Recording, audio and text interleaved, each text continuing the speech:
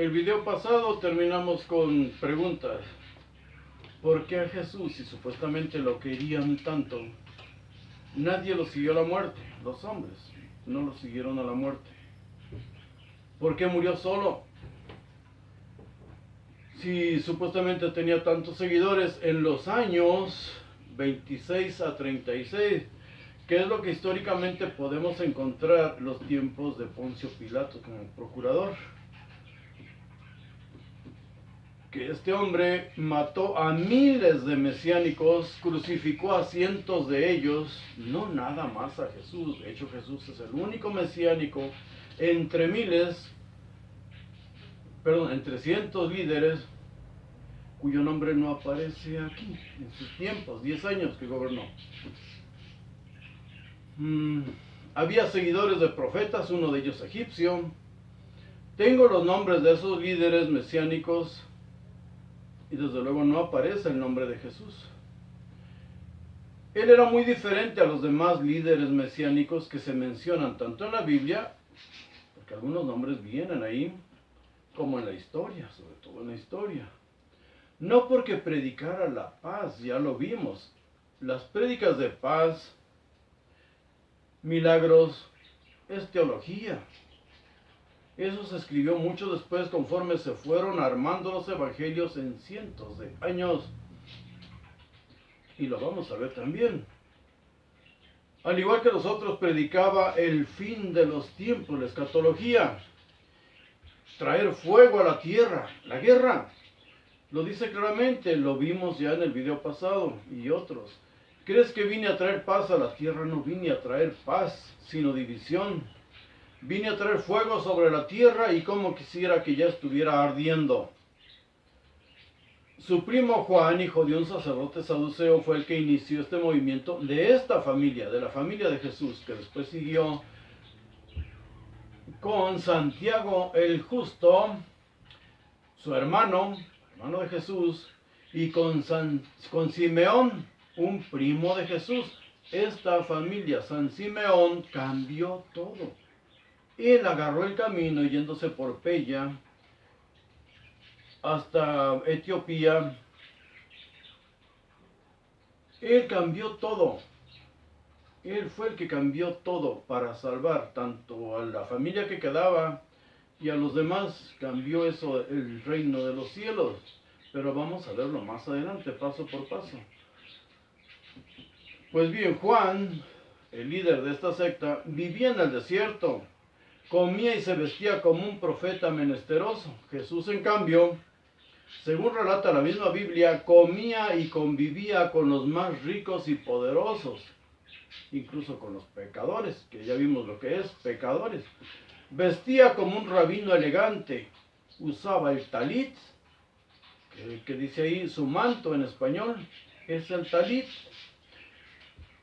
Y un talit bien hecho, bien elaborado, como un verdadero rabino, porque los judíos, los rabinos, utilizaban el talit. Al final termina con unas borlas, unas bolitas que se llaman tzitzit en hebreo. Eso fue lo que tocó la mujer, la sirio-fenicia que menciona la Biblia. Esas bolitas, ahí está supuestamente el poder del talit, del manto, de los rabinos. Él era al estilo príncipe, no como su primo. A su grupo lo mantenía un selecto grupo, redundante, de mujeres, incluida María Magdalena y Juana, la esposa del administrador de Judea, el administrador de Herodes, llamado Chuza. Todo esto está en la Biblia y lo vamos a ver cuando analicemos a las mujeres que seguían a Jesús. Abandonarlo, traicionarlo y hasta maldecirlo era fácil para aquellos que habían disfrutado a su lado cuando todo era felicidad. No compartieron sufrimiento y angustia, porque de hecho, según relata la misma Biblia, él vivía muy bien, pero muy bien. Nadie muere por un compañero de fiesta o de parranda. Ahí lo llaman comilón y borracho.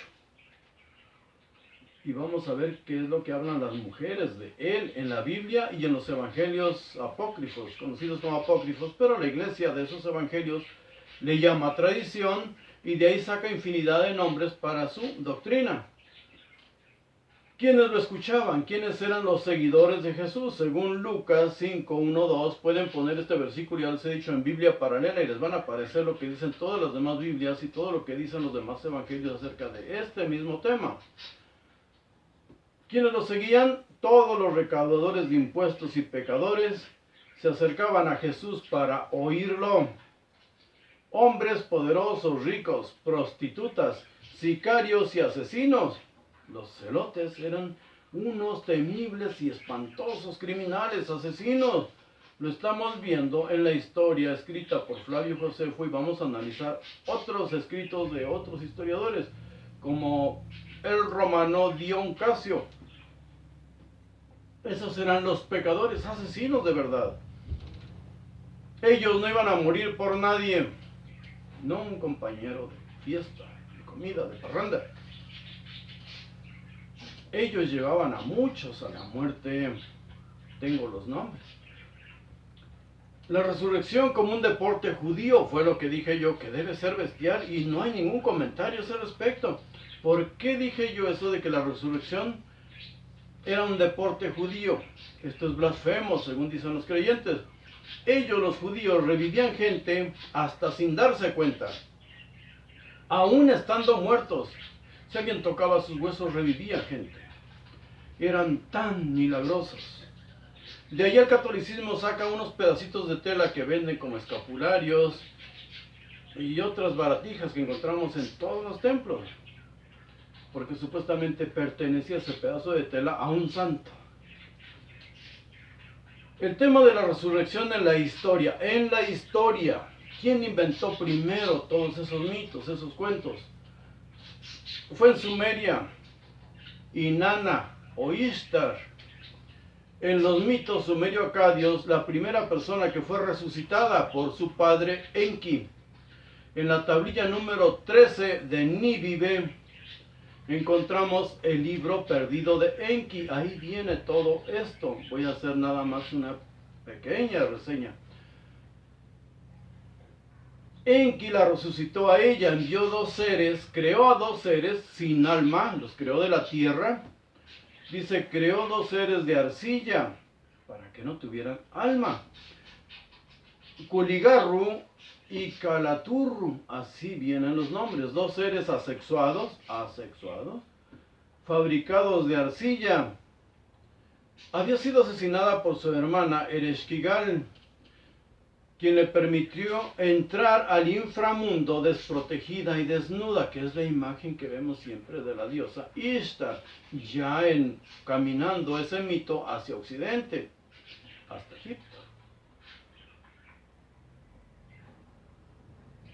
Poseía Inanna las 7 tablas Me, 7 atributos de poder. Tenía que ir dejando una en cada puerta que pasó, hasta que llegó ante Ereshkigal, la reina del inframundo.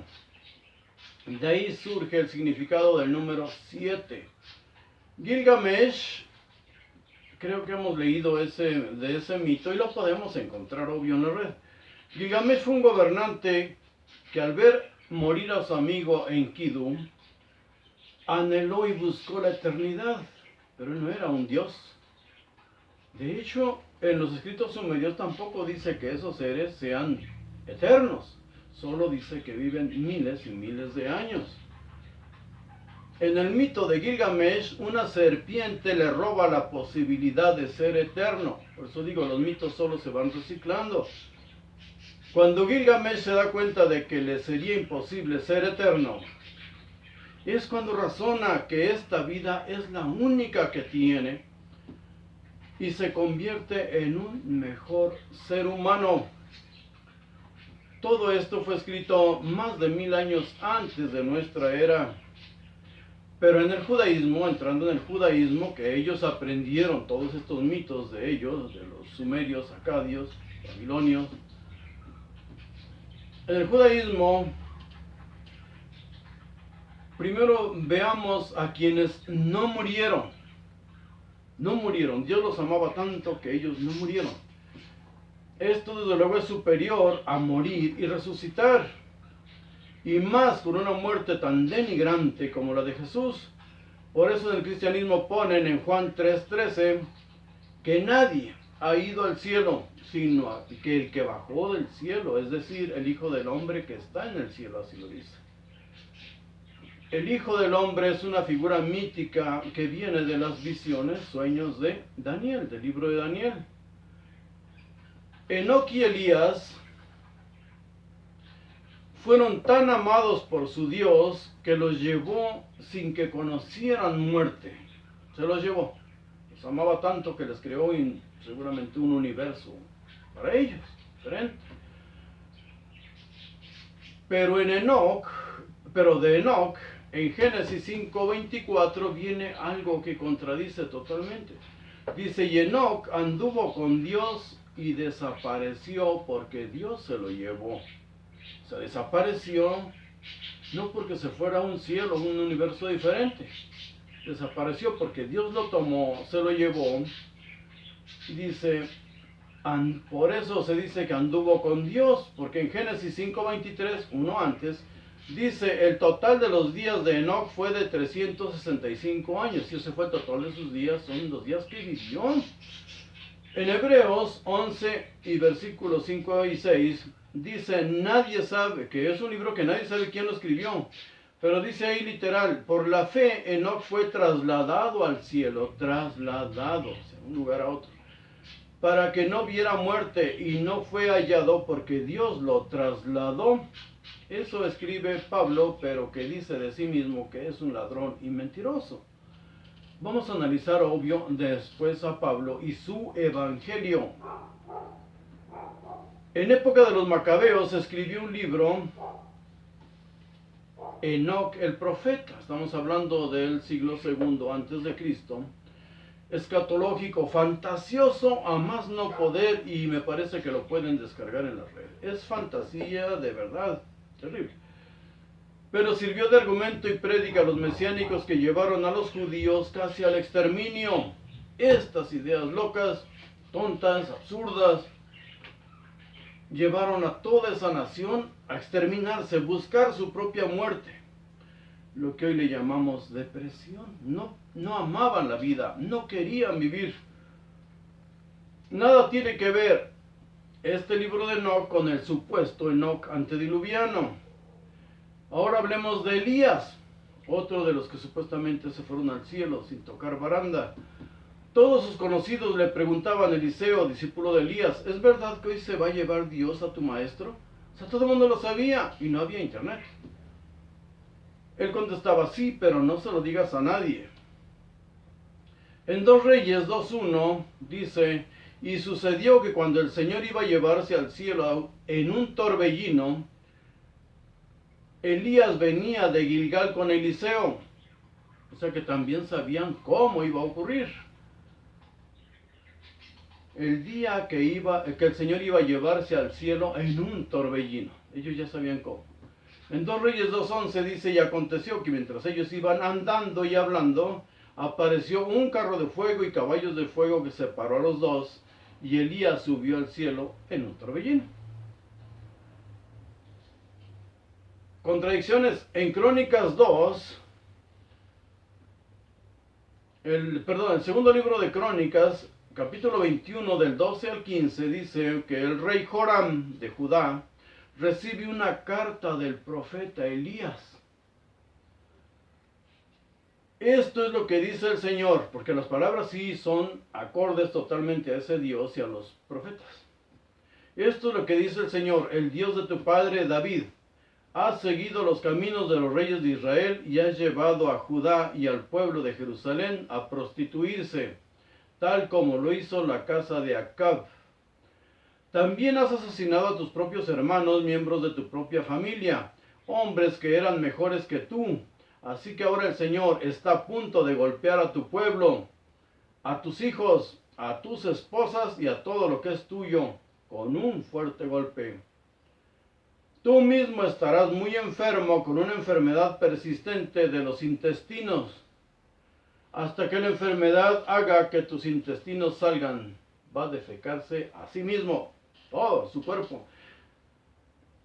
El cuento se descubre al leer 2 Reyes, leamos todo el capítulo 2, porque Elías es trasladado al cielo en un carro de fuego, y en 2 Reyes 3, todo el capítulo, relata la historia del rey Josafat, que emprendió una guerra contra los moabitas y recibió el consejo de Eliseo, el sucesor de Elías.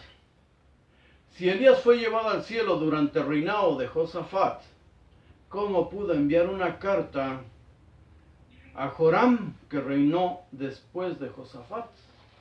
Desde luego son fantasías. Ahora, la resurrección entre el judaísmo directamente. Elías resucita al hijo de una viuda de Sarepta, y viene escrito en 1 Reyes, primer libro de Reyes 17:21. Y dice algo bien tonto. Se tendió sobre él, niño, 3 veces y clamó a Jehová: Dios mío, te ruego que hagas volver el alma de este niño a él, que lo resucita. El niño resucitó. En el Nuevo Testamento ya, Lucas 7, 11, 17, les repito, pues, busquen, escriban los versículos en Biblia paralela para que les aparezcan todos. Jesús resucita al hijo de la viuda de Naín. Él no podía ser menos. Y por cierto, en 1 Reyes 17, 16, habla de un milagro de multiplicar la harina y el aceite. Esos profetas supuestamente no solo resucitaban, sino que hacían todos los milagros que después se le atribuyen a Jesús, desde luego corregidos y aumentados. Eliseo y la Sulamita, aquí ya el discípulo de Elías. Ella, desde que lo vio, dijo: este es un varón de Dios, y se lo llevó a vivir a su casa y lo mantenía. Su marido era un anciano, y ella no tenía hijos, y Eliseo le ofreció un hijo. Ahora, las palabras que le dice Eliseo a esta viuda, a esta mujer, ella tenía a su marido, nada más que viejo, todavía no se moría. Las palabras son las mismas que usa Jehová con Sara. Aquí se repite no solo el hecho, sino hasta las mismas palabras. Léalo. Le dice: en 1 año abrazarás a un hijo.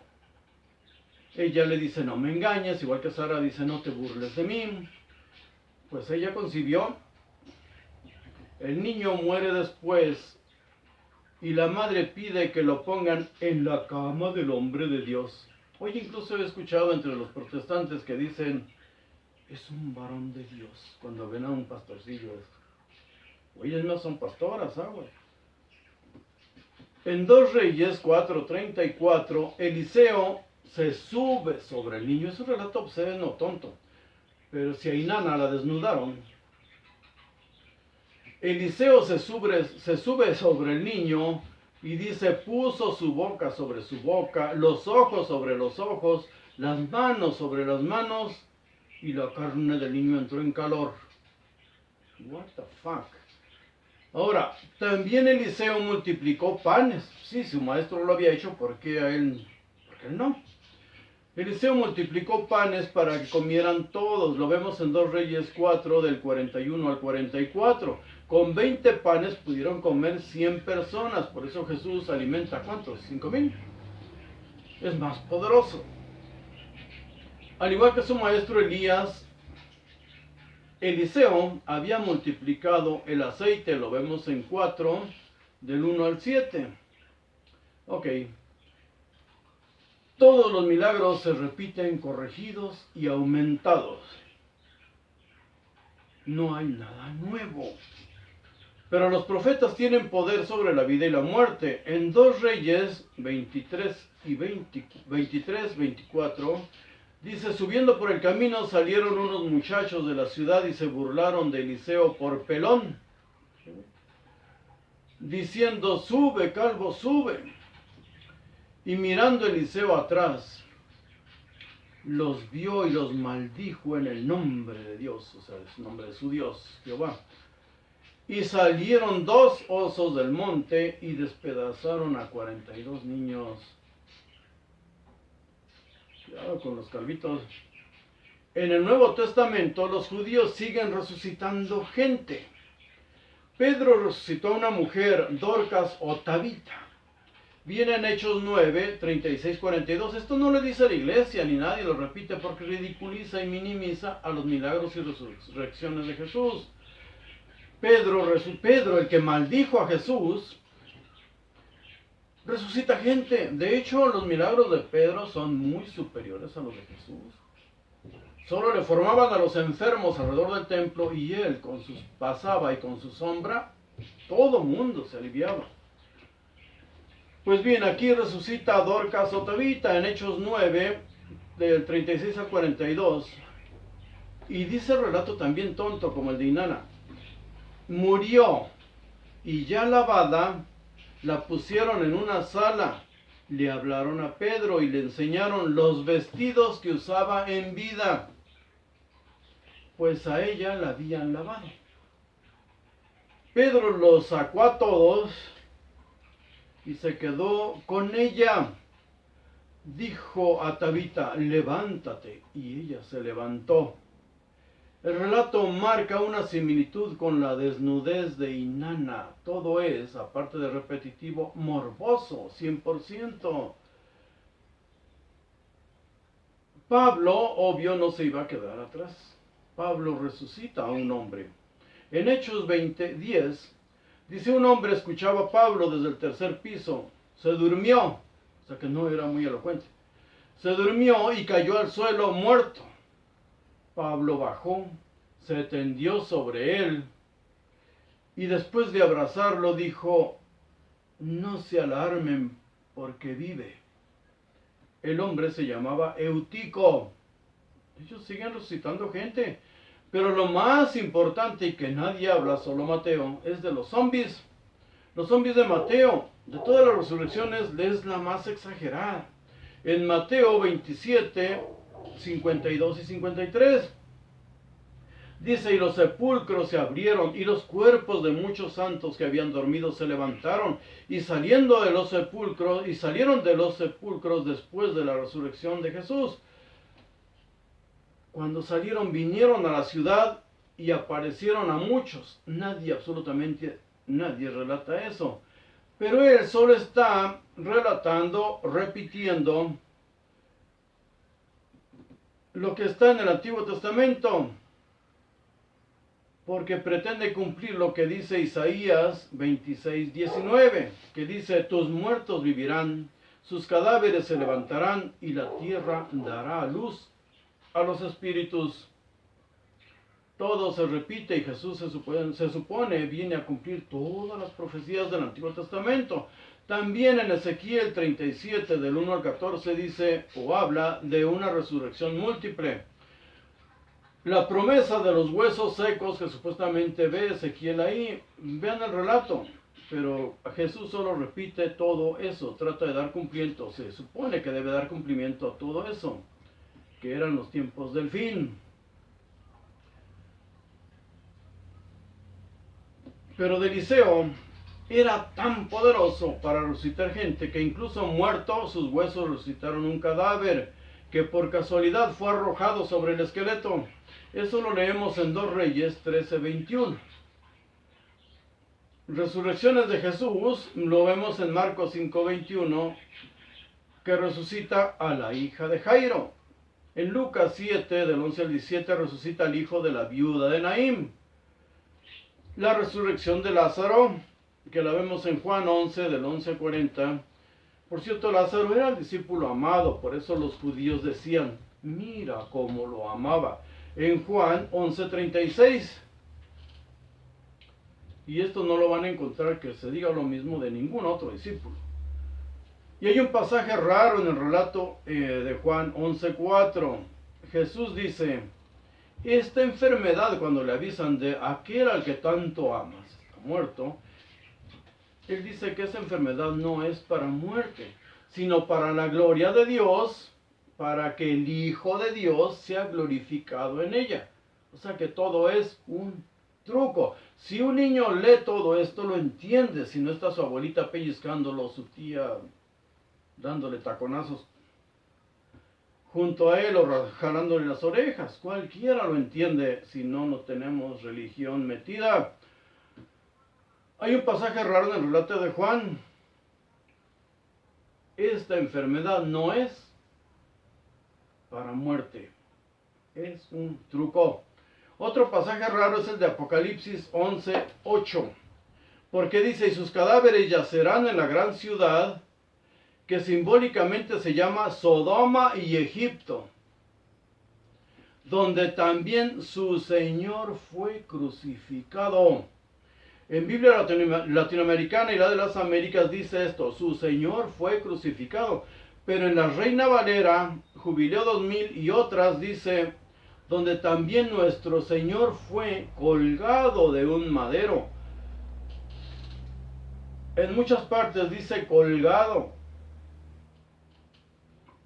Siempre Inanna, el primer relato que encontramos en la historia, va a influir sobre todos los demás. Colgado, porque el cadáver de Inanna fue colgado con un gancho. Jesús incluso profetiza la elevación al cielo del ladrón crucificado a su lado en Lucas 23:43, porque dice, en verdad te digo, hoy estarás conmigo en el paraíso. Si al morir la gente se va al paraíso, ¿por qué después dice que aún no ha subido al Padre? Y además contradice lo del juicio, pues si al morir vas al cielo o al infierno, ¿para qué un juicio? ¿Alguien apeló ahí en el cielo, en el infierno? No creo. Según Pablo, Jesús vino al mundo a morir como una ofrenda de Dios al pueblo. Así de absurdo es todo esto.